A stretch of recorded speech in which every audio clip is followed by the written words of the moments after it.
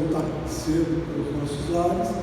E futuramente, quando acabar a pandemia, todos os membros que estiverem aqui, você vai ver que não vai caber muito, né? Vai começar a chegar mais gente também, aí vamos ter que fazer o segundo culto. E aí, já pensando no segundo culto, nós vamos fazer às 18 e o outro podemos fazer às 20, uma vez que já acostumamos com um culto das 18. Amém? Então vocês estão acompanhando as nossas mensagens aí de domingo de manhã. Nós estamos falando sobre o relacionamento de Deus com os homens, com o homem. O relacionamento de Deus que nós podemos aprender com as pessoas que estão aqui na Palavra de Deus, na Bíblia, seja homem, seja mulher, que se relacionaram com Deus de uma forma ou de outra.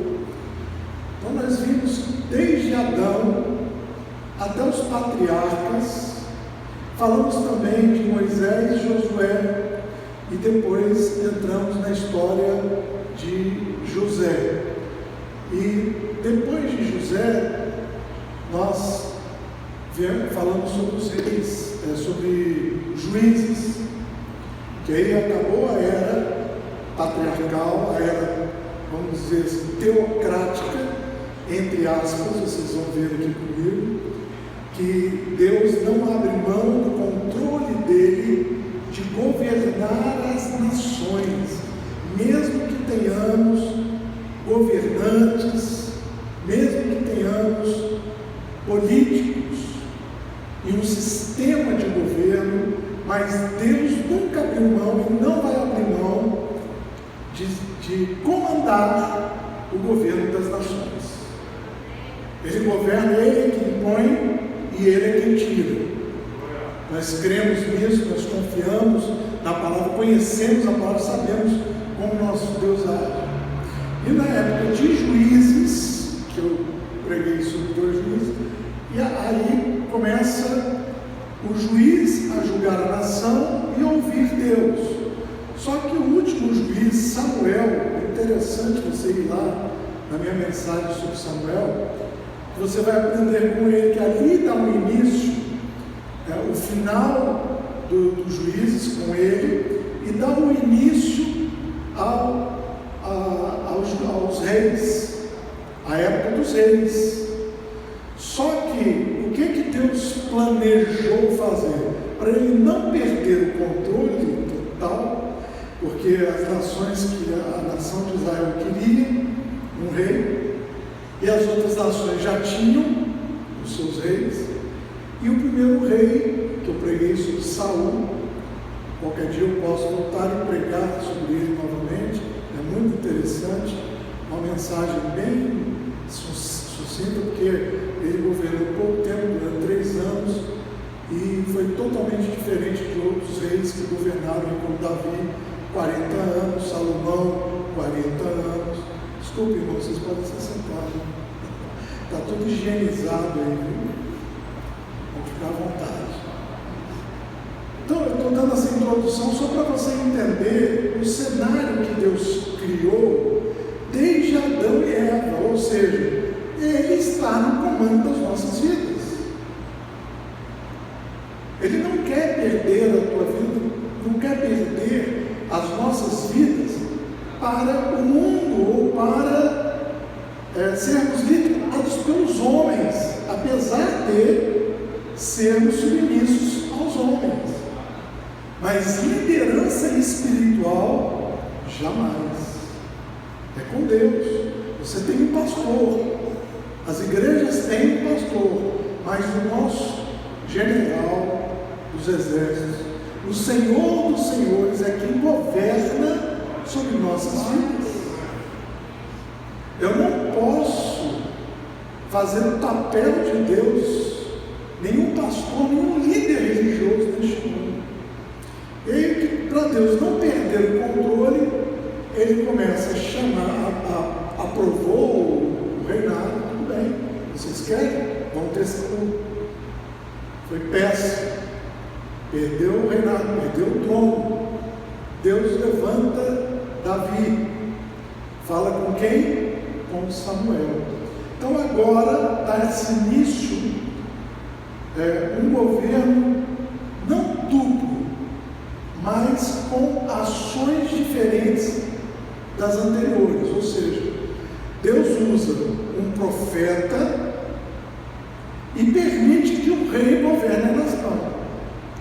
Então o governo de um rei está limitado somente a governar a nação financeiramente, economicamente, falando, administrativamente. E aí os reis que eram levantados por Deus tinham realmente uma comunicação com o Senhor. Eles muitos foram uma bênção, mas muitos também foram péssimos. Eu vou pegar aqui, você vai ver, tiveram aí dois reis que foram os piores da história de todos os reis que passaram e que foram escolhidos por Deus, e outros que sucederam, ou seja, Deus tem que permitir, porque a sucessão é do filho.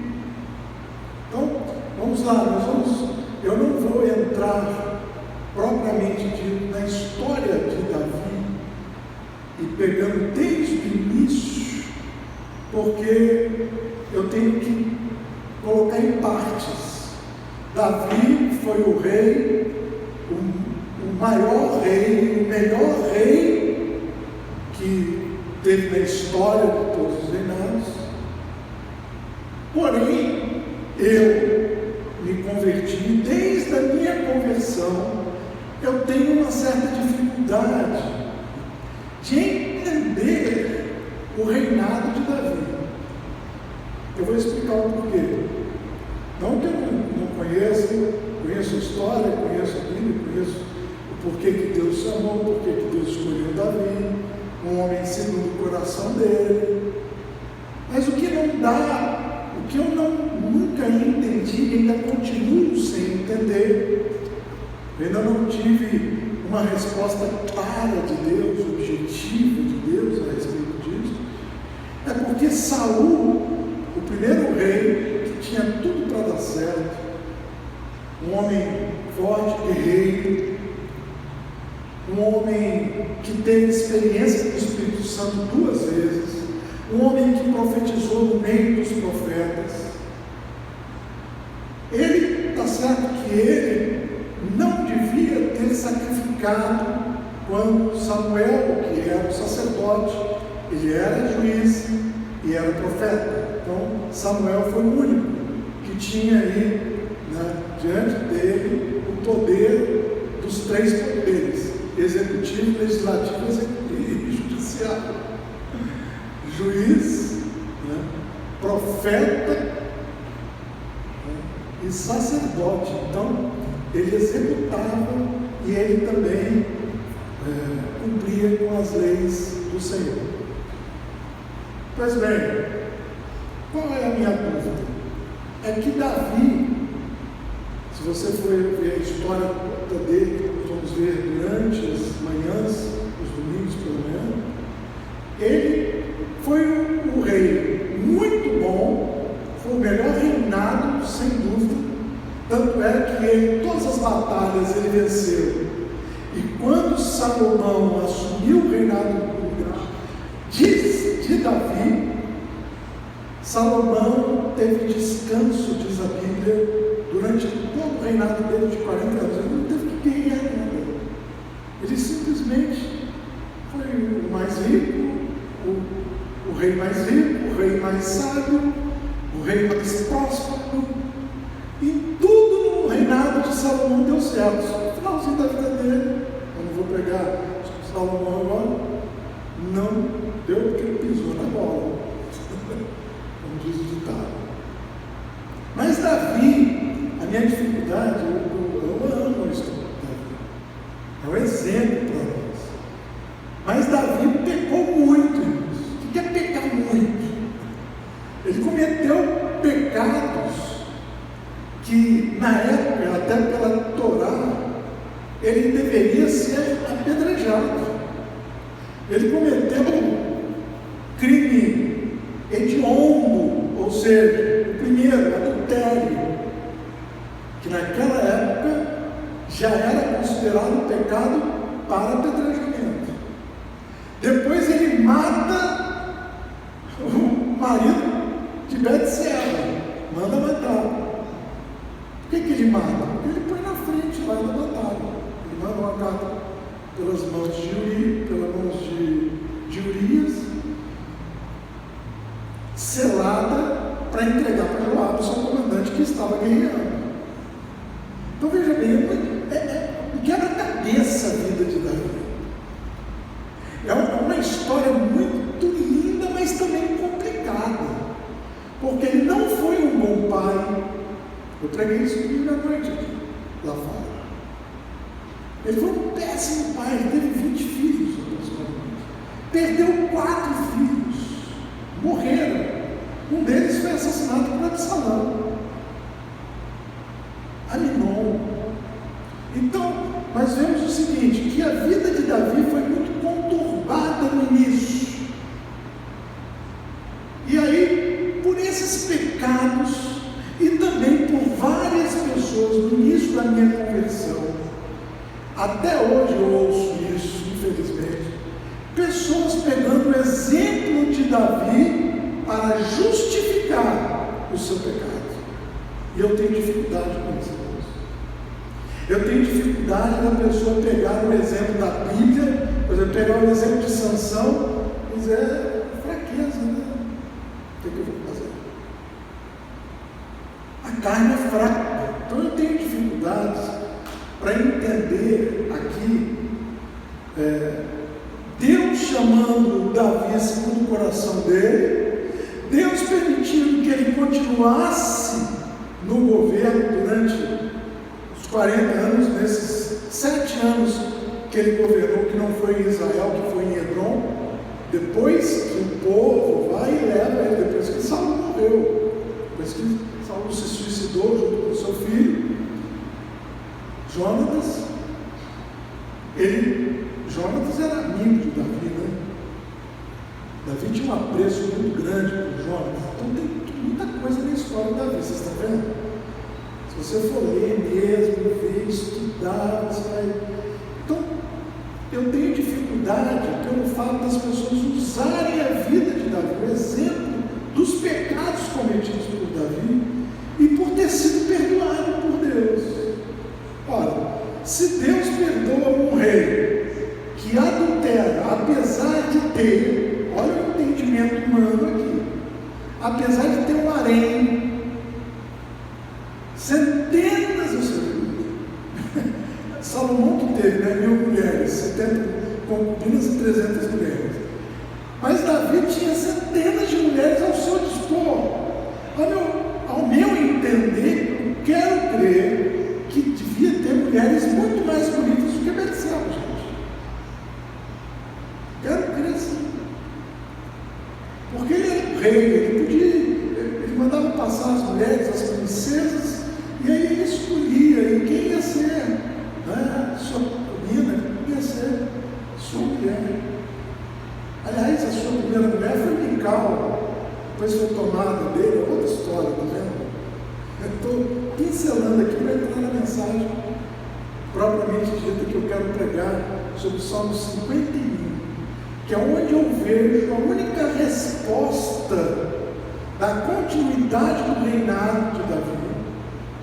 E a única resposta de ver que Davi foi um homem diferenciado se encontra no Salmo 51, eu não encontro em outra parte, a não ser no Salmo 51, que é um capítulo incrível. Eu, para preparar essa mensagem, eu li o Salmo 51 umas 5 vezes ou mais. E hoje de manhã ainda li novamente. Eu disse, não, eu vou ler novamente porque eu quero que o Senhor me fale isso. Eu quero que o Senhor me mostre. Porque isso é intrigante, é ou não, gente? Ter muitas mulheres e cobiçar a mulher que está tomando banho. Primeiro erro dele, não estava na guerra. Ele devia estar na guerra, porque todos os reis iam para a guerra. E ele não foi. A alpendre devia ser uma alpendre lá que ele quase não usava, que ele era muito ocupado, tão ocupado, que não ia na casa dos seus filhos. Só quando Absalão esteve doente, Amnon esteve doente, é que ele mandou Absalão ir lá Tamar tomar conta dele, fazer sopa, fazer comidinha, e aí vem aquela história que vocês conhecem de Amnon com Tamar. Então, se ele tinha centenas, se fosse você hoje, conhecedor como Davi era do julgamento de Deus, porque ele viu que Saul foi julgado por causa do pecado, Saul perdeu o trono por causa do pecado, e aí Deus ministrou no meu coração. Qual é a diferença de Saul para Davi? É que Saul pede perdão no final para obter o trono novamente. Olha só, já estou até adiantando um pouco do que estamos escutando. Saul pede perdão para Samuel, fala para Samuel: Samuel, vai e peça perdão para Deus e volte comigo para que eu possa adorar ao Senhor. E Samuel disse: não, eu não voltarei contigo porque você já foi riscado, já foi rejeitado por Deus. Ou seja, ele foi rejeitado porque ele sacrificou ao Senhor, ele não era sacerdote, e ele também perdeu o trono, perdeu as bênçãos, porque ele permitiu que os soldados pegassem os despojos da guerra que ele teve e venceram lá dos Amonitas. Agora, vejamos então Davi. Ele poderia ter visto aquela mulher, teve a tentação, porque veio a tentação, viu ela nua, tomando banho. Alguns dizem que ela estava fazendo de propósito. Isso não é bíblico, isso não tem nenhuma base para afirmar que Betseba via que Davi abria a janela, olhava no alpendre, ficava observando. Não, Davi não aparecia assim. Davi estava nas guerras, estava batalhando, ele vencia todas as batalhas. Menino pequeno, feinho, ruivo, apesar de ter olhos azuis, né? Diz que ele tinha olhos claros. Então, Davi, ele poderia ou não ter falado: opa, calma aí, é uma mulher bonita. Perguntou para os seus serviçais: quem é aquela ali? Se fosse solteira, ele poderia falar assim: então chama para ela fazer parte agora também do meu irmão. Mais uma. Mas era uma mulher casada. Pior, casada com Urias, aquele que era guerreiro e sempre ficava à porta do palácio, guardando o palácio. Era ele o responsável para guardar o palácio e ir nas batalhas, junto com Davi, junto com Joabe, seu comandante. Assim era a guerra. Mas na primeira batalha a ser travada com ele mesmo, ele não consegue vencer. Simplesmente ele poderia ter dito: não, é mulher de Urias, então ele é meu soldado, deixa essa mulher quieta, manda chamar mais novinha que tiver aí. Hoje eu quero, eu não estou rejeitado, ele que é uma loira de olhos azuis, não tinha, porque judeu não tem olhos azuis. Mas vamos dizer que ele quisesse escolher pela beleza, vai desfilar aí, eu quero escolher mais bonito. Ele podia ter feito isso e não teria tido o peso que ele sentiu durante anos, carregando o peso de culpa. Aí vem o Salmo 51 e vem mitigando um pouco da dúvida, porque eu ainda continuo não aceitando que as pessoas, ou qualquer um, seja qualquer pessoa que esteja na igreja, que conheça o Senhor, que tenha experiência com Jesus, pegar o exemplo de Davi e dizer que ele pode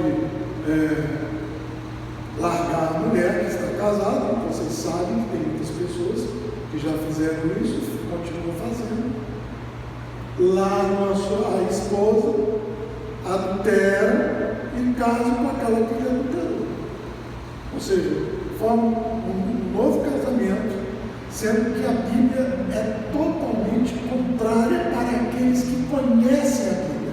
Aqueles que não conhecem, aqueles que não sabem a respeito do adultério, a respeito da fornicação, esses Deus, ele fala assim, não, uma hora ele vai cair em si, vai mudar de vida.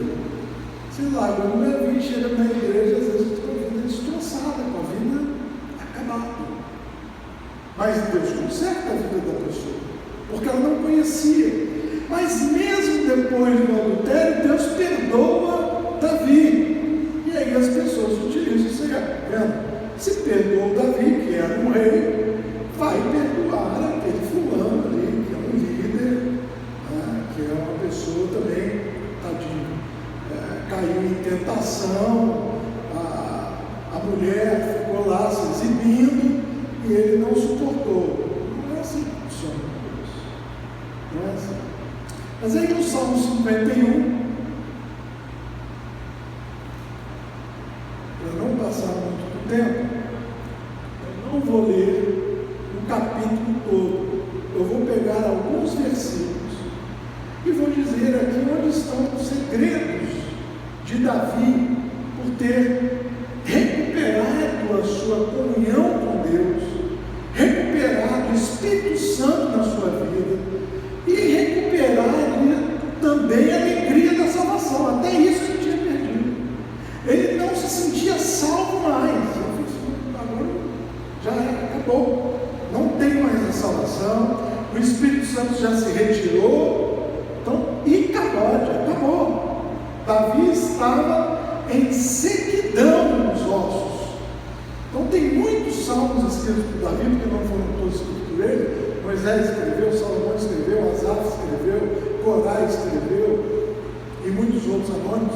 Então Davi escreveu alguns salmos, e este em especial vai nos dar um norte para iniciar o estudo da vida de Davi. Olha o que ele diz. Verso 1: compadece-te de mim, ó Deus, segundo a tua benignidade. O que ele está pedindo? Compaixão. O que ele está pedindo? Misericórdia. Saul não fez isso. Davi fez isso. Ele já começa a mostrar um coração arrependido. Percebe aqui? Compadece de mim. Quem é que pede isso? Quem é que pede misericórdia segundo a tua benignidade e apaga as minhas transgressões? Que são transgressões? Não é pecado. Transgressões são transgredir as leis de Deus, as promessas de Deus, transgredir a Bíblia Sagrada. Isso é transgressão, também pecado. Mas ele aqui pede perdão pelo pecado, pelos pecados que ele cometeu. Porque pecado é errar o alvo. Nós temos o nosso alvo. É o que? Santificação e chegar no céu. Amém ou não?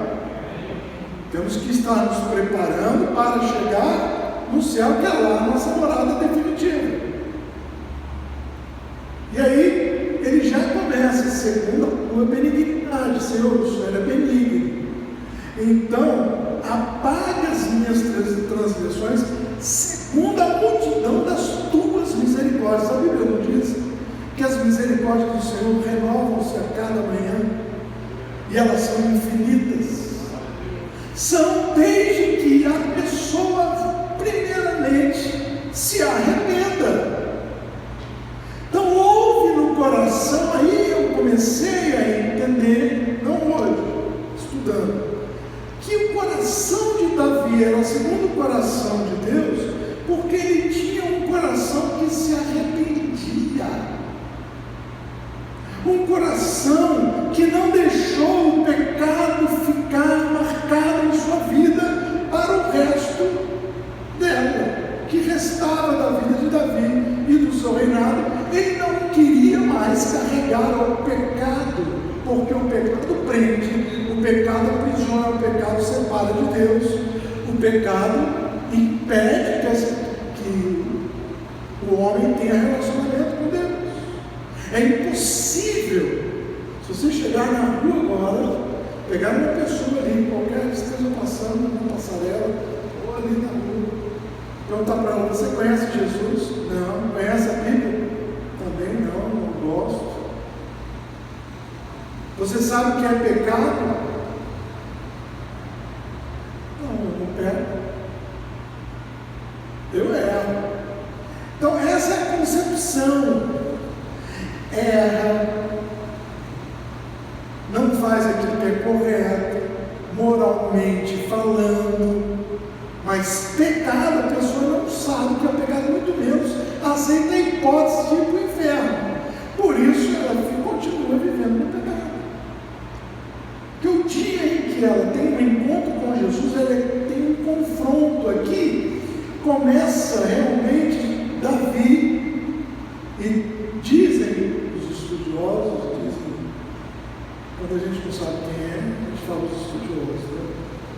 Os estudiosos teólogos se aprofundaram aí nessa teoria que eu vou passar agora, de que Davi escreveu esse salmo exatamente no mesmo dia em que ele foi confrontado por Natã.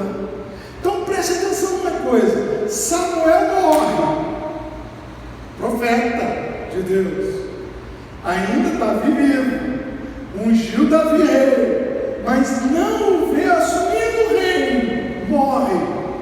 Deus levanta outro profeta, Natã. Deus sempre vai levantar profetas para que possam falar a verdade. Deus sempre vai levantar aqueles profetas que muitas vezes eles se sentem sozinhos. Por quê? Porque eles pregam, eles passam a mensagem dura do Evangelho, não a da graça, que é também do Evangelho. Então o Evangelho tem vários, lógico, o Evangelho da graça, o Evangelho da ira de Deus, do julgamento de Deus.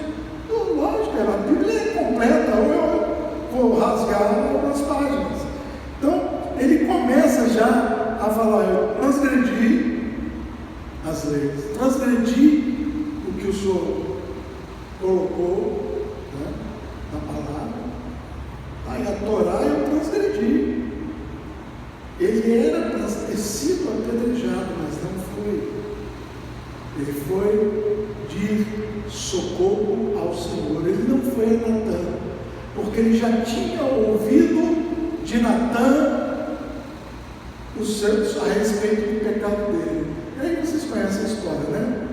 Do rico com várias ovelhinhas, e o pobre com uma ovelhinha só, e Natã vai e conta a história. Deixa eu te contar a história.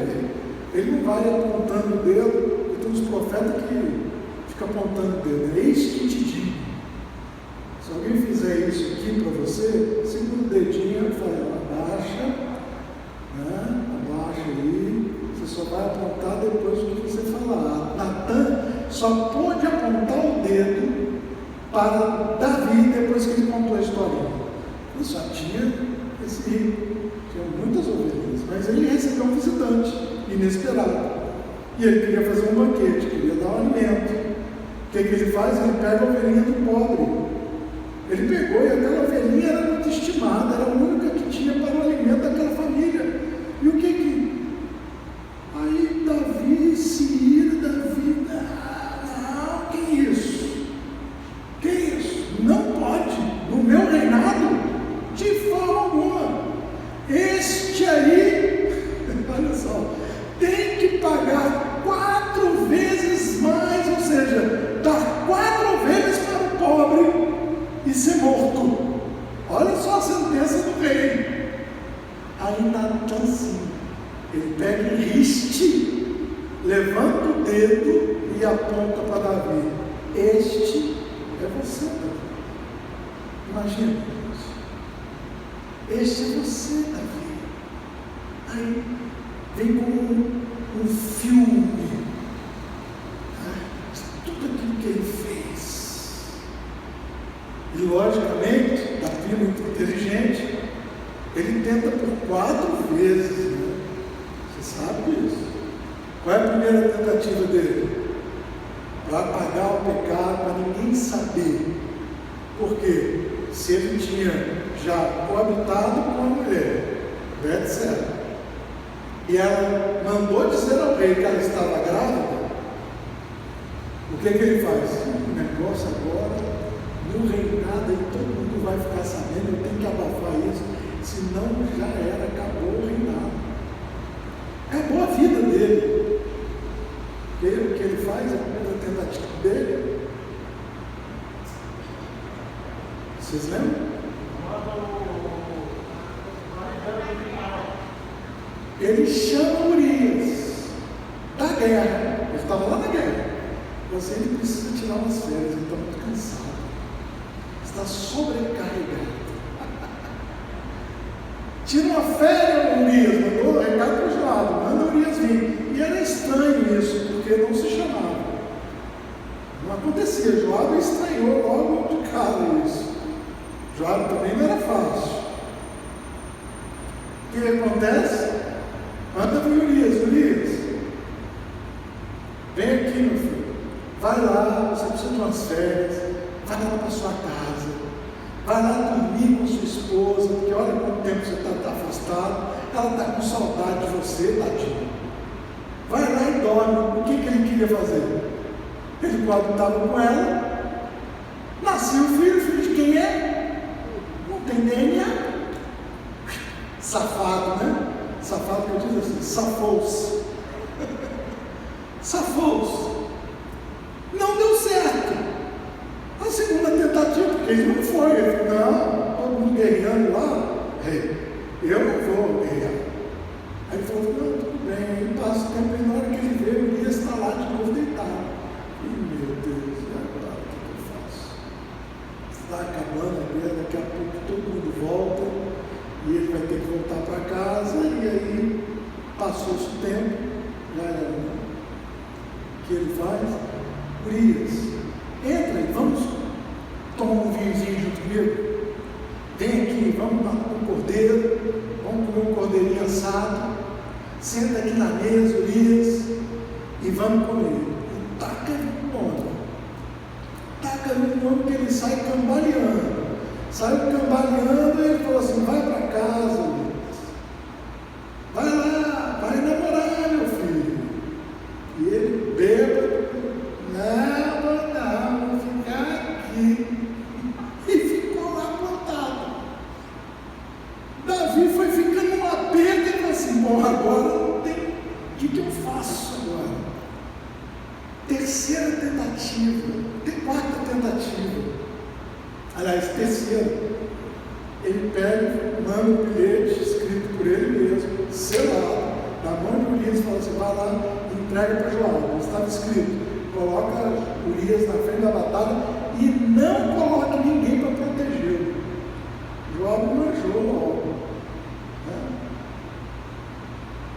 Aí, ele faz isso, Urias é morto. Ele falou, resolvida a questão. Não, ainda não tinha resolvido. Aí ele tenta, por quê? Um soldado morreu na batalha, eles perderam a batalha, e para acalmar a consciência de Davi, Joabe falou assim, Urias morreu. Aí ele falou assim, todo mundo perde batalha mesmo, uns ganham, outra hora ganha, outra hora perde. Ele nunca foi assim, de pensar em perder uma batalha, jamais. Aí ele falou assim, alguma coisa eu tenho que fazer, porque senão todo mundo vai ficar sabendo. Aí ele manda chamar a opção, viúva. Aí ele falou assim, pronto, agora eu tenho uma solução, eu vou casar com ela. Tudo ele fez, esses 4 tentativas, ninguém ficou sabendo, a não ser Joabe, a própria Betseba e ele. Mas o que ele fez? Casou, está resolvendo a situação, está casado com a mulher. Se nascer, vai nascer um filho, é lógico, casal está aqui, né? Está lá juntinho, está resolvido o problema. Não está. Por quê? Deus está vendo. Tudo que acontece, Deus vê. E aí, quando Natan fala, ele é movido a orar e buscar a Deus. Ele fala: lava-me completamente da minha iniquidade e purifica-me do meu pecado. Quem faz um pedido desse? É quem está com um peso do pecado muito grande, é quem está realmente numa situação tão desconfortante, uma situação que ele não conseguiria levar adiante o seu reinado se ele não resolvesse a questão com Deus. Agora era ele e Deus. Ninguém soube, ninguém sabia. Nasce um menino, depois ele morre. É a primeira consequência do pecado de Davi. Porque todo pecado tem consequência. Então morre o primeiro filho, depois morrem mais os outros três: Aminon, Absalão e Abinadab. Quantas ovelhas tinha que pagar para o pobre? Aí, ó. Gente, é bíblico, a Bíblia funciona, tá? A Bíblia, ela é revelação para nós, ela é um alerta para nós no dia a dia, ela é um ensinamento de vida abundante. Mas Davi não estava com vida abundante, teve um reinado muito bom, mas dentro de casa, péssimo, filhos. Sua vida espiritual arrasada, mas purifica-me do meu pecado. Pois eu conheço as minhas transgressões. O que é isso? Reconhecimento. Tem gente que está com a mente tão cauterizada, e Paulo fala isso em Filipenses, se não me engano, no capítulo 4. Ele fala que Satanás cauterizou a mente para que eles não vejam. A mente cauterizada é a pessoa que não consegue enxergar que ela está em pecado. Ela pecou e fala assim: não, todo mundo comete esse pecado. Afinal de contas, Deus é maravilhoso, Deus é graça, Deus é misericórdia. Não está aqui, ó, no livro no Salmo de Davi? Deus é misericórdia, Senhor. No final, né, de tudo, a pessoa pode querer dizer: não, no final eu me conserto com Deus. Não é assim.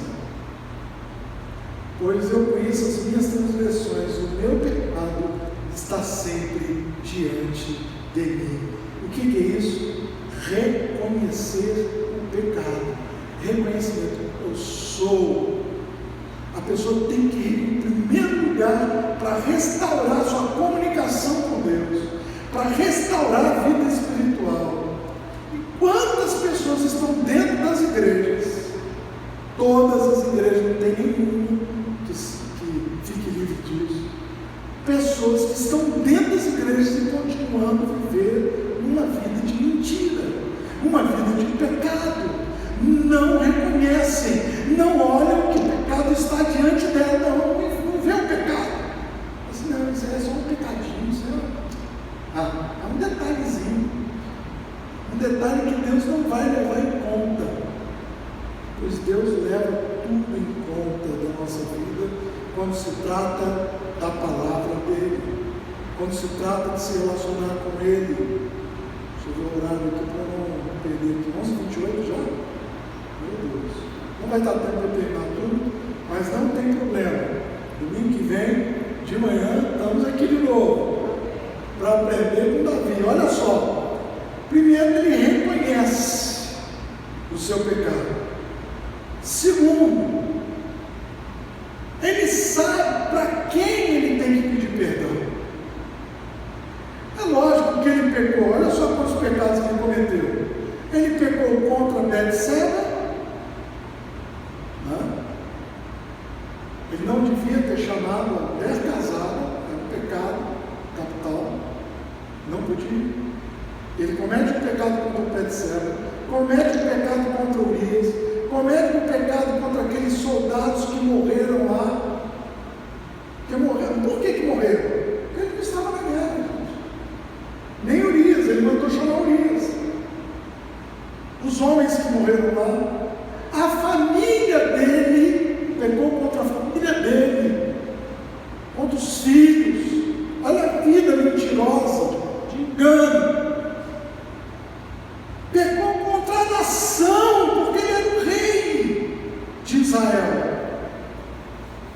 Estão vendo a profundidade da situação em que ele foi um abismo chamando outro abismo na vida de Davi? Mas ele sabia a quem ele deveria recorrer. Verso 4: contra ti. Contra quem? Contra Deus. Ali ele já estava confessando todos os seus pecados que ele cometeu contra aquelas pessoas todas.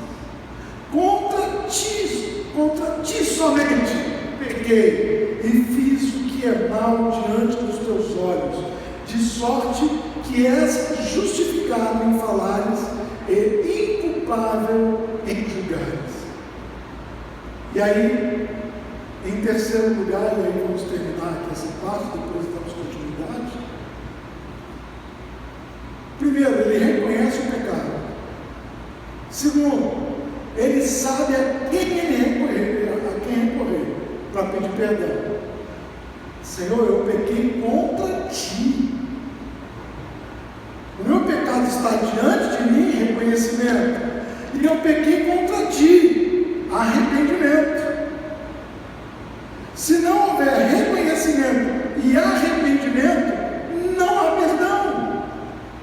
E aí ele diz: olha, contra ti eu pequei. E agora ele reconhece a natureza do seu pecado. O que eu vou dizer aqui, alguns interpretam e dizem: é maldição hereditária, é coisa que vem acontecendo. Às vezes pode acontecer,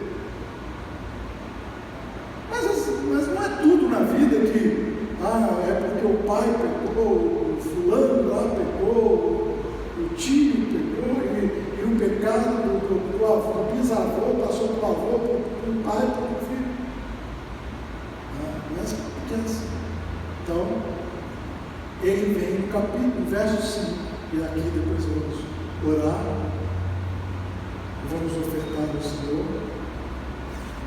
Ele diz: eis que eu nasci em iniquidade, e em pecado me concebeu minha mãe.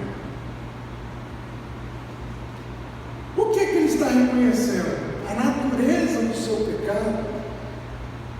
Ele está dizendo: estava já dentro do coração dele, já estava dentro dele. Não era algo externo. Algumas pessoas falam porque ele fez um pacto com os olhos dele, para não olhar para outras mulheres, a não ser as dele. Ele faz um pacto com Deus. Porém, não foi o olhar que o levou a pecar. Não foi ter chamado a Betseba, não foi ter deitado com ela, ter tido um filho, matado isso. O pecado principal estava dentro do coração dele, que ele reconheceu. Era a maldade que já estava. Nós nascemos assim, nós herdamos o pecado original e não podemos viver com o pecado original. Quem é que vem e anula esse pecado original? Jesus. E quem é que vem e perdoa os nossos pecados quando pecamos na nossa vida cotidiana? Jesus. Mas tem esses passos a serem dados. E aí a gente reconhece: Davi era um homem segundo o coração de Deus, porque ele viu que o coração dele é lá dentro que estava o pecado, não é do lado de fora. E por que muitos não conseguem ficar livres do pecado? Porque tenta resolver na circunstância, tenta resolver, pede perdão para a esposa, pede perdão para o filho, pede perdão para com quem ele adulterou, ou com quem ele roubou, ou quem ele mentiu, tenta apaziguar ali. Mas o pecado ainda continua dentro do coração, porque ele não reconhece a natureza. A natureza do homem é pecaminosa, gente. Guarde isso dentro do seu coração. O nosso coração tem natureza de pecado. Para o pecado, a natureza puxa mais para o pecado do que para a santidade. Eu estou mentindo ou não? Estou falando verdade ou não? Estou mentindo. O pecado ele puxa muito mais, porque o diabo vai e lança e coloca, pode ir, pode fazer. Ninguém está vendo. Por isso está lá na guerra, rapaz. Ninguém vai ver. Você é um rei, você é um tal, você pode. O diabo faz assim. Você pode, você é crente. Deus vai te perdoar. É assim que o diabo faz. Aí depois ele vai e laça a pessoa de tal maneira que ela fica sem saída. E aí ela vai. Desiste de orar, desiste de ler a Bíblia, uma coisa vai puxando a outra.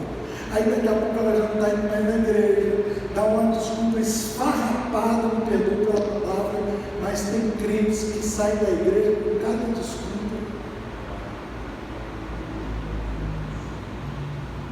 Mas ele reconhece que ele nasceu em pecado, a mãe dele concebeu. Então o pecado estava dentro dele, ele precisava de uma libertação dentro da vida dele. Então o que nós temos que fazer?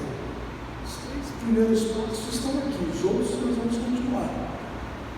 Mas são muitas coisas que acontecem conosco durante os nossos dias nesta vida, em que nós temos que estar atentos, porque uma mentirinha pode virar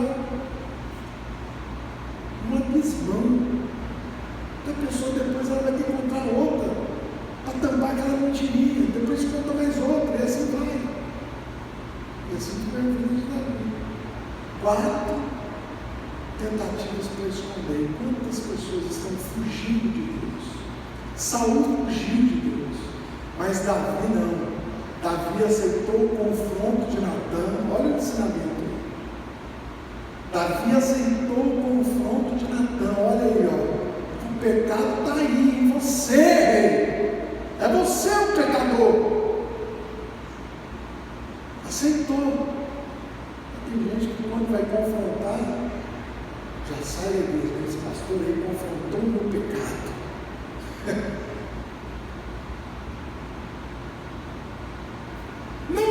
Não haveria necessidade de nenhum profeta, nenhum pastor confrontar o pecado, se a própria pessoa fosse até Deus como Davi foi. E Davi foi, porque foi confrontado pelo profeta, e dizem que ele escreveu, eu até creio que pode ter sido mesmo. Do jeito que ele escreveu esse salmo, ele estava no desespero total. Vocês vão ver aqui no restante do ano que vem. Ele estava no desespero total. O que ele queria restaurar não era o trono.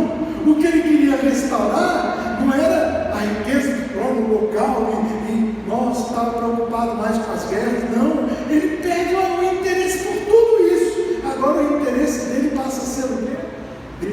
Deus, perdão, arrependimento, conserto, restauração, libertação. É isso que faz de Davi um homem diferente. É isso que faz de Davi um coração segundo o coração de Deus. Só para não deixar vago aqui, quando ele fala em pecado me concebeu minha mãe,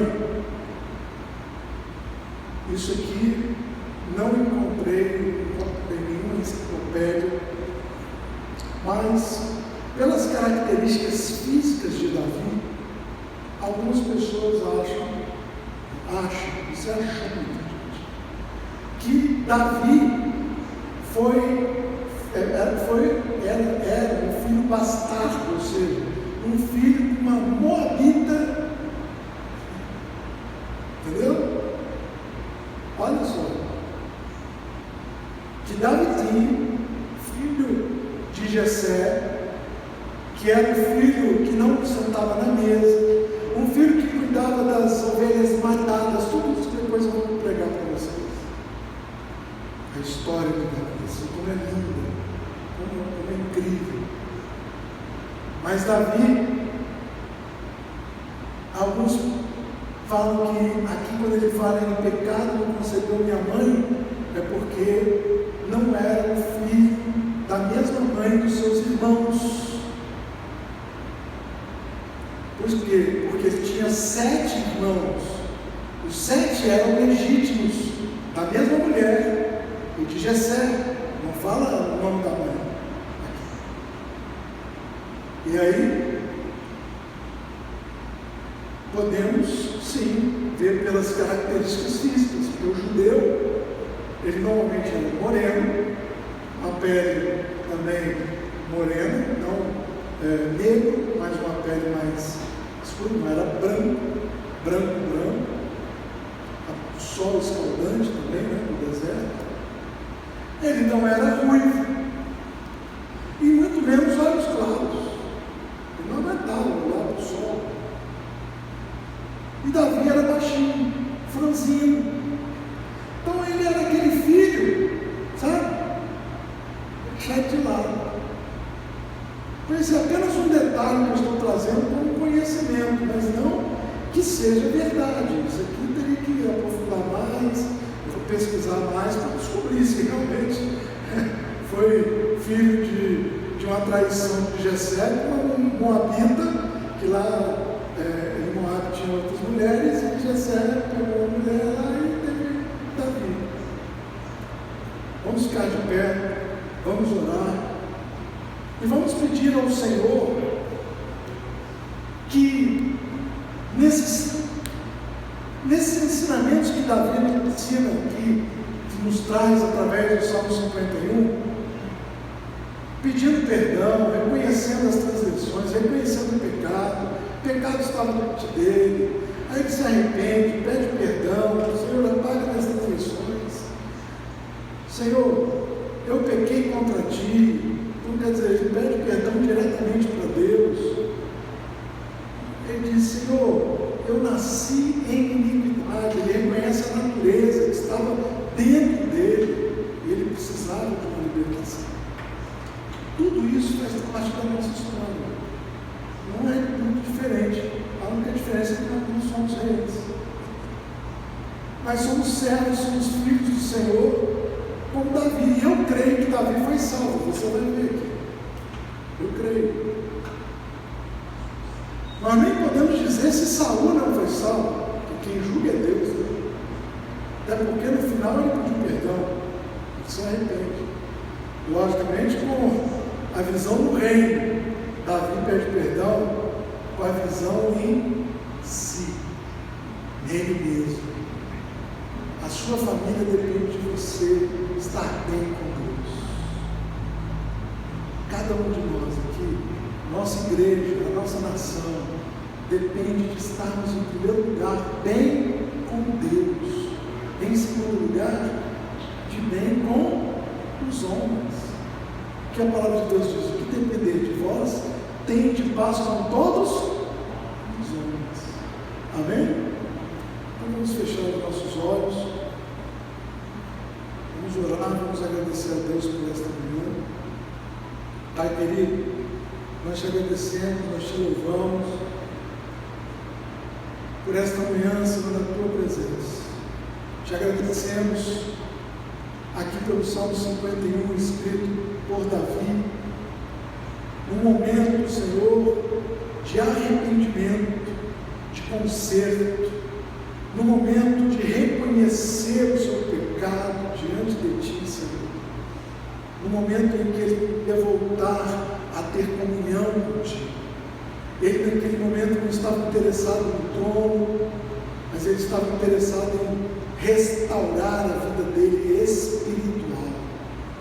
Senhor, que nós venhamos a seguir o exemplo de Davi nesses quesitos do Salmo 51, de reconhecer, de entender, de pedir perdão a Ti, e de também reconhecer que está dentro de nós, é a nossa natureza, e não podemos deixar, como Paulo falava, que o bem que ele queria fazer ele não conseguia, mas o mal que estava nele era esse que ele praticava. Que isso não venha acontecer conosco, Pai, em nome de Jesus. Que o Senhor guarde a tua igreja, guarde a nossa nação, guarde cada um dos membros da IBEG, daqueles que nos visitam, daqueles que estão nos ouvindo pelo Facebook e YouTube, em nome de Jesus. Que o Senhor venha restaurar vidas, que o Senhor venha resgatar vidas do inferno, ó Pai, que estava a caminho do inferno, pessoas que estavam no fundo do poço do pecado, como Davi aqui estava neste momento. Em nome de Jesus, nos levanta, Senhor, que possamos ter essa coragem de nos confrontar com nós mesmos, olhar para dentro de nós, em nome de Jesus. Abençoe a cada um, abençoe e cura aqueles que estão enfermos, aqueles que estão com Covid, Senhor, com coronavírus, que o Senhor possa curá-los em nome de Jesus. Aqueles que estão apresentando algum sintoma, que o Senhor possa curá-los também em nome de Jesus. Que o Senhor possa reverter esse quadro todo que estamos vivendo, para que possamos voltar à igreja toda reunida, para a honra e glória do teu santo nome, é que pedimos. E agradecemos por esse momento que vamos ofertar também a Ti, entregando a Ti os nossos dízimos e ofertas. Em nome de Jesus, consagramos a Ti tudo o que o Senhor tem nos dado. Devolvemos a Ti apenas 10%. E com os 90% o Senhor tem nos abençoado. E muito. Nada tem nos faltado, Senhor. Pela Tua fidelidade e pela fidelidade de cada um dos Teus filhos. Em nome de Jesus, leva-nos para os nossos lares, abençoe o culto hoje à noite às 18 horas, abençoe a cada um que estará aqui presente, aqueles que estarão online, em nome de Jesus. Que o Senhor esteja guardando que ninguém aqui seja contaminado pelo coronavírus. Alguns aqui já tiveram, mas que o Senhor esteja abençoando as suas famílias também. Em nome de Jesus, nos abençoe e nos guarde. E assim nos despedimos dizendo que a graça do nosso Senhor e Salvador Jesus Cristo, o amor de Deus, nosso Pai, a comunhão, as consolações e a direção do Espírito Santo seja conosco e com o povo de Deus, agora e para sempre. Amém. Irmãos, pode colocar a sua oferta, o seu dízimo, tem ali uma mesinha, pode passar na maquininha, onde a gente vai instalar para higienizar. Você pede um envelope, pode colocar a sua oferta, o seu dízimo ali no gasofilaço. Deus os abençoe, e quem vier à noite pode mandar uma mensagem para o WhatsApp aí, que tem lugar aqui até para hoje à noite, vai ser aqui dentro, ok? Parece até que estou vendo o céu se abrindo e nas nuvens Jesus me chamando para com Ele encontrar. Transformado eu ali subirei, cantando hino, e um abraço apertado, Jesus, eu quero dar. Nesta hora o pastor da igreja vai entregar as ovelhas que aqui na terra ele pastoreou, e Jesus recebendo também, para ele vai falar: contempla esta linda cidade que você vai morar.